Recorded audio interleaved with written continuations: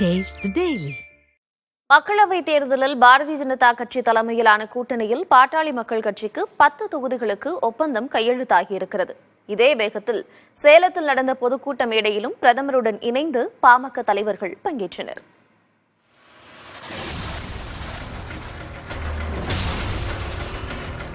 திண்டிவனம் அருகே உள்ள தைலாபுரத்திற்கு சென்ற பாஜக மாநில தலைவர் அண்ணாமலை, மத்திய இணை அமைச்சர் எல் முருகன் உள்ளிட்ட நிர்வாகிகள் பாமக நிறுவனர் ராமதாஸ் மற்றும் கட்சியின் தலைவர் அன்புமணி ஆகியோரை சந்தித்து பேசினர். அப்போது நாடாளுமன்ற தேர்தலில் கூட்டணி அமைத்து போட்டியிடுவதற்கான ஒப்பந்தம் கையெழுத்தானது. அதன்படி பாமகவிற்கு 10 தொகுதிகளை ஒதுக்கீடு செய்வதாக பாஜக தெரிவித்துள்ளது. மாநிலங்களவை சீட் தொடர்பாக ஒப்பந்தத்தில் எதுவும் குறிப்பிடப்படவில்லை. இது தொடர்பாக பாமக நிறுவனர் ராமதாசும் அண்ணாமலையும் தனியே ஆலோசனை நடத்தியதாகவும் தகவல்கள் தெரிவிக்கின்றன.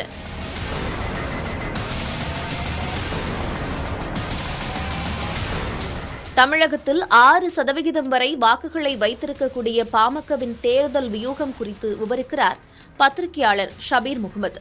பாமகவை பொறுத்த வரைக்கும் 10 தொகுதிகளில் அவங்களுடைய வட மாவட்டங்களில் இருக்கக்கூடிய தொகுதிகளில் அவங்க நின்னாங்கன்னா அவங்களுக்கு அது லாபகரமாக அமையும். பாமகவுக்கு வருகின்ற வாக்குகள் பாமகவுக்கு வரும். அதே போல உங்களுக்கு பாமகவுக்கு எதிரான வாக்குகள்லாம் கன்சாலிடேட் ஆகி அது திமுக கூட்டணி பக்கம் போகும். பாமகவுக்கும் பாஜகவுக்கும் எதிரான வாக்குகள் இருக்கு இல்லையா, அது ஒட்டுமொத்தமாக கன்சாலிடேட் ஆகி அது திமுக கூட்டணிக்கு போகும் அப்படின்னும் போது அந்த நம்பர் கொஞ்சம் பெருசா இருக்கும் அப்படின்னு பாக்குறேன். பாட்டாளி மக்கள் கட்சியுடனான கூட்டணியை 2026 தமிழக சட்டப்பேரவை தேர்தல் வரை நீட்டிக்க பாரதிய ஜனதா வியூகம் வகுத்திருப்பதாகவும் யூகங்கள் முன்வைக்கப்படுகின்றன.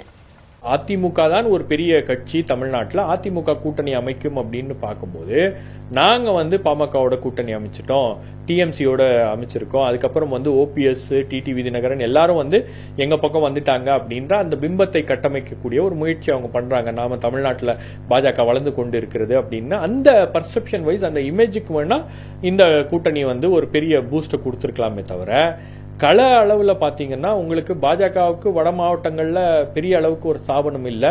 அப்போ அந்த இடத்துல பெரிய உங்களுக்கு மாற்றங்கள்லாம் வரப்போறது இல்லை. பாமக தான் அங்க டாமினன்ட் பிளேயர் அப்படின்னும் போது பாமகவுக்கு வர வேண்டிய விஷயங்கள் வந்துடும்.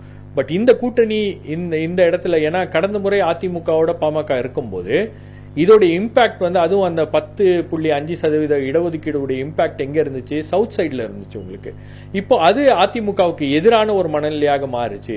இப்போ டிடிவி தினகரன், ஓபிஎஸ், அதுக்கப்புறம் பாமக, பாஜக எல்லாம் ஒன்னா கூட்டணியை வரும்போது இந்த கூட்டணி சவுத்ல என்ன மாதிரியான ஒரு இம்பாக்ட கிரியேட் பண்ணும் அப்படின்றது நாம கொஞ்சம் கவனிச்சு கூர்ந்து கவனிக்க வேண்டிய ஒரு விஷயமாக இருக்கிறது.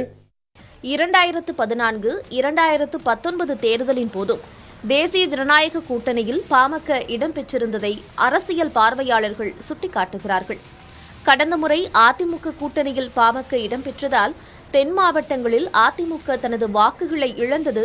குறிப்பாக வன்னியர்களுக்கு 10.5% இடஒதுக்கீடு வழங்கியதால் அதிமுகவுக்கு வாக்கு சதவிகிதம் தென் மாவட்டங்களில் பெருமளவு பாதிக்கப்பட்டதாக கூறும் அரசியல் பார்வையாளர்கள் இந்த முறை தேசிய ஜனநாயக கூட்டணியில் பாமகவின் பங்கு எப்படி இருக்கப் போகிறது என்பதை களம்தான் கணிக்க முடியும் என்கிறார்கள்.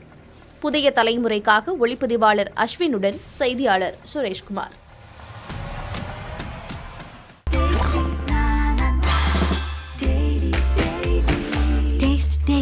Taste the Daily.